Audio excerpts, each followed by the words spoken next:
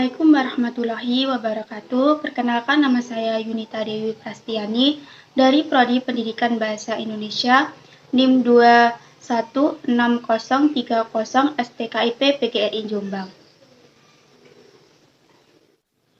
Pada kesempatan kali ini, saya akan menyampaikan argumen saya terkait dengan sistem pembelajaran online dan pertemuan terbatas di bidang pendidikan di masa pandemi dan new normal.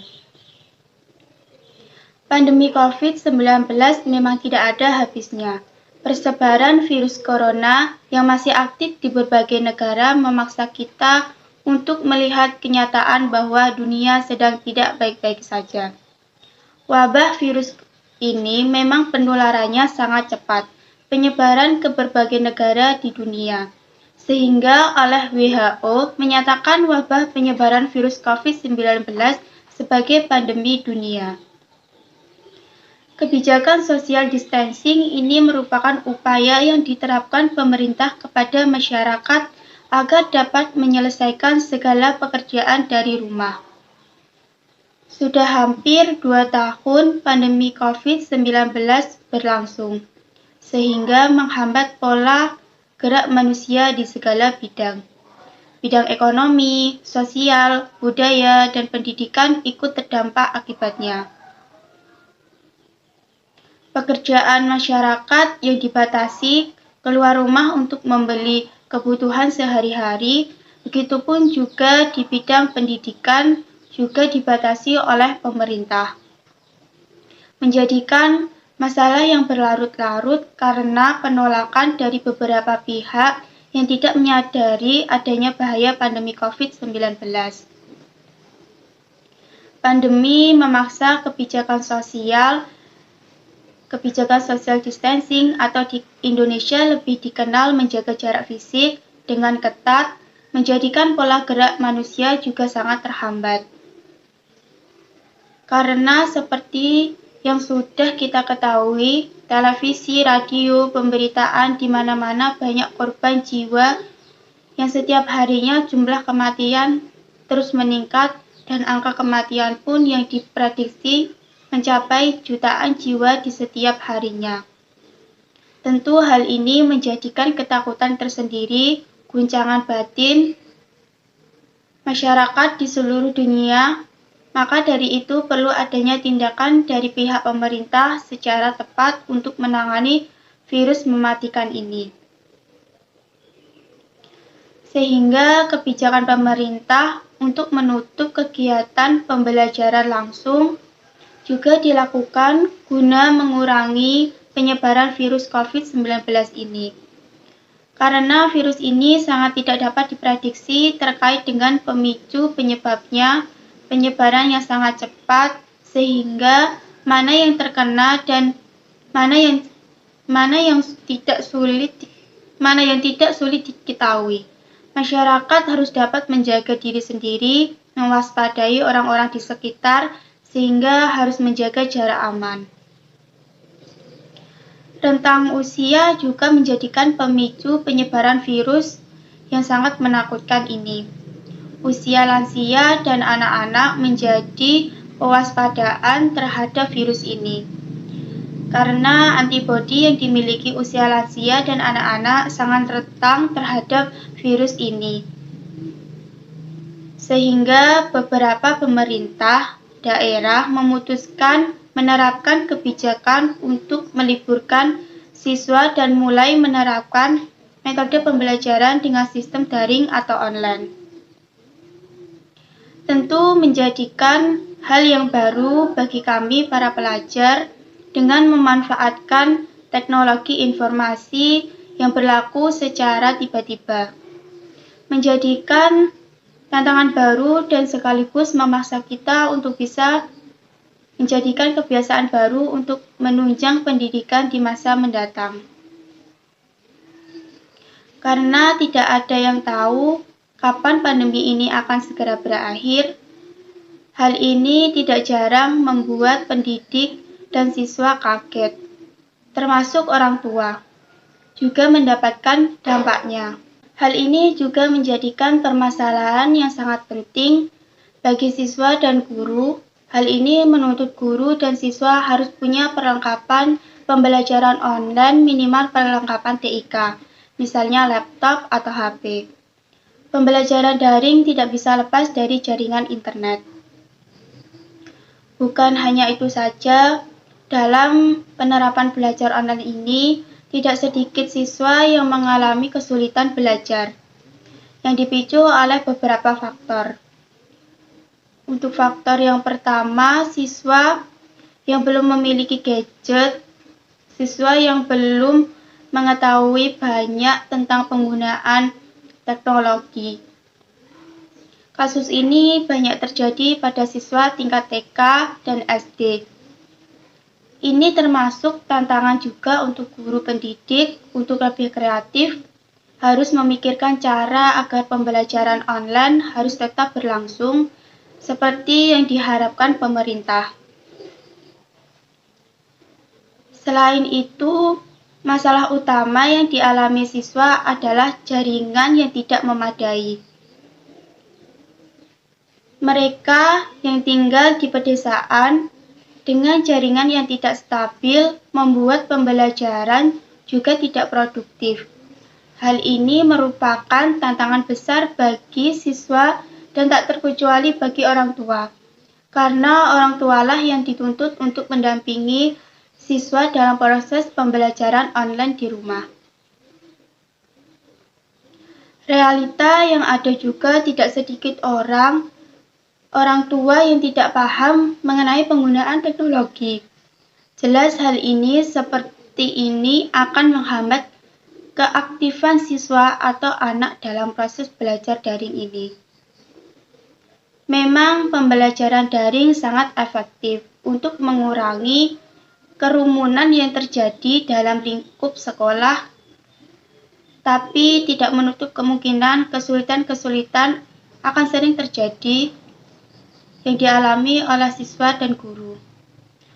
Yang kedua, kurangnya interaksi fisik antara guru dan siswa, karena dalam pembelajaran online, siswa hanya diberikan tugas melalui via WhatsApp.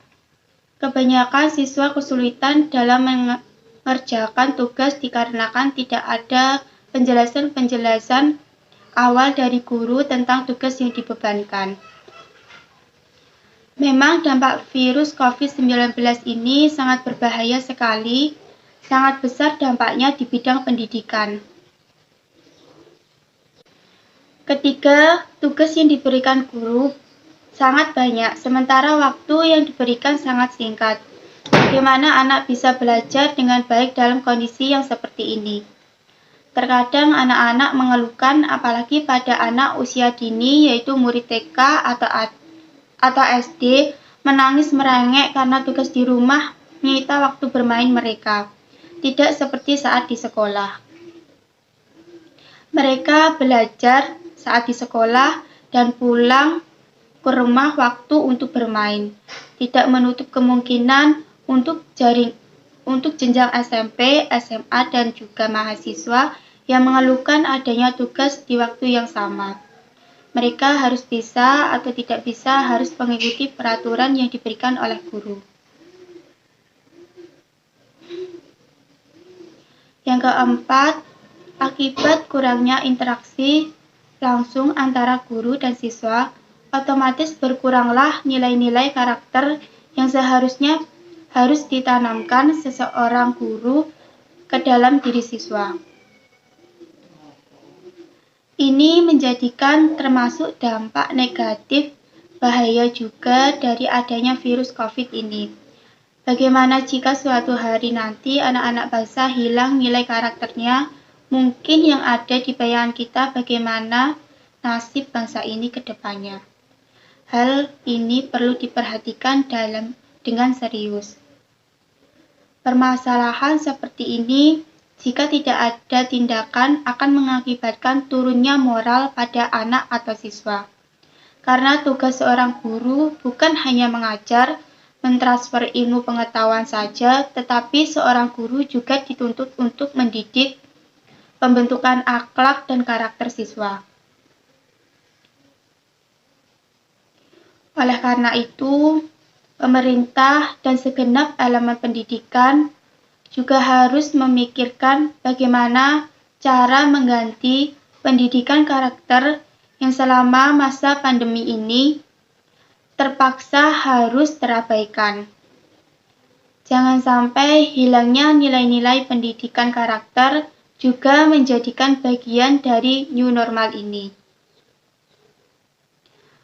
Namun, pendidikan harus tetap berlangsung di masa pandemi seperti ini, karena pendidikan anak adalah hal yang penting untuk menunjang kecerdasan anak bangsa. Di balik masalah dan keluhan tersebut, tentunya juga terdapat hikmah pembelajaran jarak jauh yang diterapkan saat ini. Antara lain, siswa maupun guru mendapatkan kuota internet gratis guna menunjang pembelajaran sekolah. Kami termasuk sangat terbantu dengan adanya pemberian kuota gratis untuk menunjang pendidikan kami. Merupakan langkah yang bagus untuk menangani di masa pandemi seperti ini.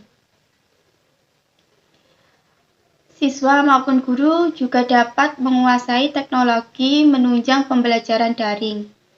Di era globalisasi teknologi yang semakin canggih, guru maupun siswa dituntut agar memiliki kemampuan dalam bidang teknologi pembelajaran. Secara tidak langsung, kami juga dapat menguasai teknologi dengan baik karena kebiasaan penggunaan teknologi di pembelajaran daring. Munculnya keaktifan tanpa batas, para pelajar dilatih secara tidak langsung dengan penggunaan teknologi di setiap pembelajaran, menumbuhkan kreativitas yang muncul pada dirinya. Dampak positif yang baik untuk menambah kecerdasan otak. Dengan adanya kebijakan WFH, maka mampu memaksa dan mempercepat mereka untuk menguasai teknologi pembelajaran secara digital sebagai kebutuhan bagi mereka. Sekarang sudah banyak ditemui dari usia tingkat SD sampai lansia sudah dapat menggunakan teknologi handphone untuk hal-hal yang pastinya positif dengan arahan orang tua. Meskipun awalnya kesusahan dengan adanya kebijakan teknologi, namun semakin ke sini masyarakat sudah mengerti dan cerdas mengoperasikan teknologi informasi yang dilakukan sehari-hari. Menambah wawasan juga merupakan dampak positif penggunaan berbagai aplikasi dalam proses pembelajaran. Kami, khususnya para pelajar, mahasiswa, dapat lebih pintar mengatur waktu dengan pembelajaran di rumah. Saya sendiri dapat fleksibel untuk mengatur waktu seperti kapan mengerjakan tugas sekolah, membantu orang tua. Saya ada waktu untuk membantu kedua orang tua saya dengan adanya pembelajaran daring. Istirahat, beribadah, dan lain-lain bisa terkontrol lebih baik. Dampak positif yang lainnya juga berlaku di keluarga. Adanya pembatasan social distancing menambah kedekatan dengan keluarga dan keharmonisan di dalam keluarga. Semoga pandemi ini cepat berlalu. Belajar di rumah itu menyenangkan, namun tidak ada yang bisa menggantikan senangnya belajar bertatap muka dengan guru dan teman-teman. Di masa new normal seperti ini, ingat selalu pesan ibu, keluar rumah kalau penting saja, dan ingat untuk selalu menerapkan 3M. 3M sangat mudah untuk dilakukan dan bisa memutuskan rantai penyebaran virus corona, yaitu memakai masker, mencuci tangan, dan menjaga jarak. Cukup sekian argumen dari saya. Atas kurang dan lebihnya saya mohon maaf. Saya akhiri. Wassalamualaikum warahmatullahi wabarakatuh.